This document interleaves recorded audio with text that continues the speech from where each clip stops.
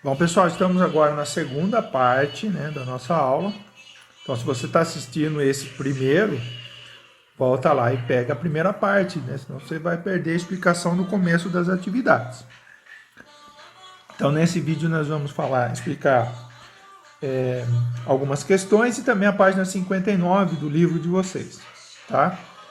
Bom, acabei de explicar para vocês, né, que o continente europeu, ele no final do século XIX, início do século XX, era um continente de emigração, ou seja, de saída de pessoas.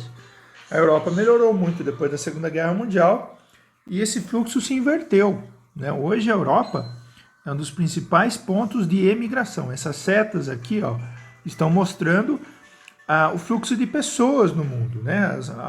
O início da seta, por exemplo, aqui na Índia, ó, é onde está saindo os imigrantes, ou seja, são os emigrantes, e aonde a seta termina é a região de imigração, ou seja, onde está chegando. Por exemplo, indianos indo para a Arábia Saudita, Kuwait, Catar, Emirados Árabes Unidos, para trabalhar em plataformas de petróleo, né? Nós temos, por exemplo, latino-americanos entrando nos Estados Unidos. Tá aqui, ó. Nós temos asiáticos, por exemplo, dessa região aqui da antiga Indochina, tipo Laos, Vietnã, indo para a Europa e também para os Estados Unidos. Ou seja, esse mapa aqui ele está mostrando claramente as principais zonas de emigração, que são regiões pobres, África, América Latina, Sul e Sudeste da Ásia. Bom, pessoal, vocês estão ouvindo aí no fundo uma musiquinha do meu menino. Mas vamos lá. Então, a imigração hoje em dia é geralmente saindo de países pobres, né, regiões pobres, como América Latina, África e Sul da Ásia, em direção às regiões mais ricas do mundo, como, por exemplo, a Europa, os Estados Unidos e o Canadá, a Austrália, Nova Zelândia e o Japão. Continuando, vamos lá. Bom, pessoal, essa é uma atividade em cima da página 58, então depende da leitura e da atividade. É um verdadeiro ou falso, ok? Vocês vão marcar como verdadeiro ou falso essas bolinhas aqui, ó, certo? Não dá para deixar nos dois, ou é verdadeira ou é falsa. Então vamos lá. Região com maior número de imigrantes brasileiros é a Europa. Basta olhar no mapa lá que vocês vão ver se é verdadeiro ou falso, certo? Região com maior número de imigrantes brasileiros é a América do Norte. Resumindo, ou a primeira é verdadeira, ou a segunda é verdadeira, né? Não dá para ser as duas, porque elas estão em desacordo. Uma das duas aí é falsa. A terceira, o Paraguai é o segundo maior destino de imigrantes brasileiros. Cerca de 10% da população do Paraguai são chamados de brasiguaios. É verdadeiro? Isso é falso. Acabei de falar. O país que mais abriga imigrantes brasileiros é Portugal? Verdadeiro ou falso? A Europa é a segunda região do mundo que mais recebe brasileiros. Nela, Portugal e Espanha são os países mais procurados pelos brasileiros imigrantes. Bom, é só marcar se é verdadeiro ou falso. A da esquerda aqui seria a verdadeira e da direita a falsa, certo? Ó, pessoal, aqui eu coloquei para vocês uma notícia da semana passada, que veio desde a entrada do Joe Biden na presidência dos Estados Unidos. A primeira leva de brasileiros deportados chegou ao Brasil. Inclusive, chegaram algemados, né?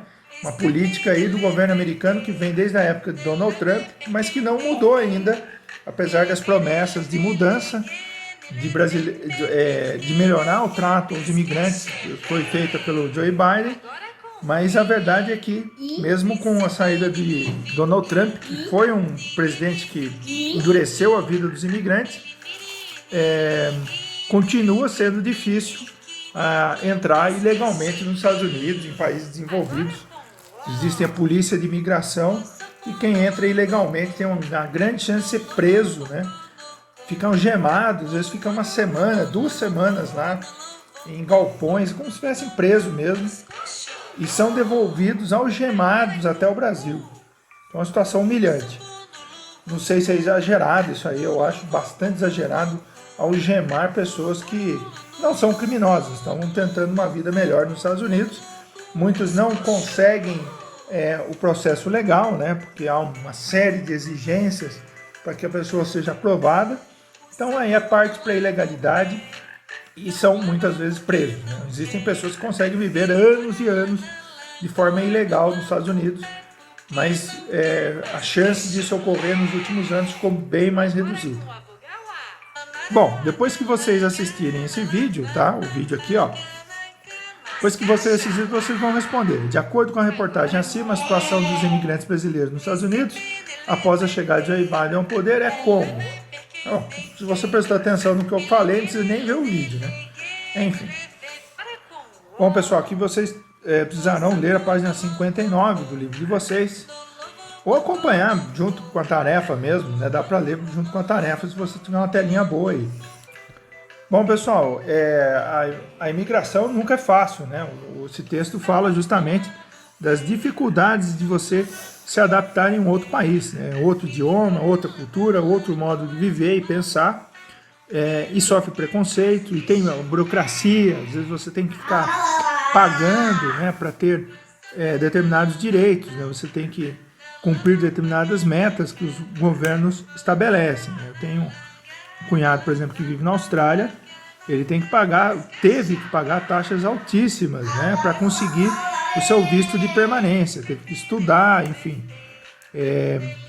Você tem que comprovar depois de um determinado tempo o domínio do idioma e tudo mais. E viver numa sociedade sem amigos, né, onde inclusive é muito difícil, né, conseguir amigos local. Se você tem pessoas do mesmo país ali vivendo próximo de você, facilita tudo. Isso faz com que muitos imigrantes procurem morar um próximo do outro, certo? Para manter um pouco da sua cultura da origem do seu país, né? Muitos deles, inclusive, fazem lojas, né, importando produtos. Por exemplo, tem loja de brasileiros onde vende feijão, porque não tem feijão igual o nosso aqui nos Estados Unidos. Não tem pão de queijo em outros países. O pão de queijo é do Brasil, tá? Então, quando há muitos imigrantes num determinado lugar, por exemplo, em Londres, ou em Tóquio, por exemplo, ou Nova York, eles procuram morar quase sempre no mesmo bairro e às vezes até deixam suas marcas no bairro, como é o caso lá do bairro da Liberdade em São Paulo, que é um bairro onde muitos imigrantes japoneses ali viveram e inclusive eles construíram casas e prédios com a arquitetura do Japão. Outro exemplo seria Blumenau, né, que é uma cidade de imigrantes alemães em Santa Catarina, e as casas são com a arquitetura da Alemanha. Então a culinária, o modo de se vestir, tudo vem da Alemanha.